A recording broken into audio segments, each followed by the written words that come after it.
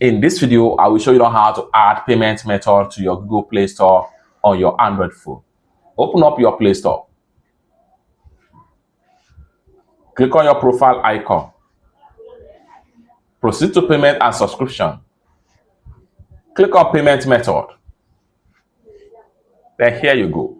Go ahead and click on add credit or debit card, or go ahead and click on more payment settings. Then from the web right here, you can check on details right here. All you have to do is to go ahead and click on add payment method right here. Click on add payment method. Then here you go. All you have to do right here is to go ahead and enter your card detail right here. This accepts Visa or MasterCard, American Express or Fafu card. Enter your card detail and come down below right here and hit on save.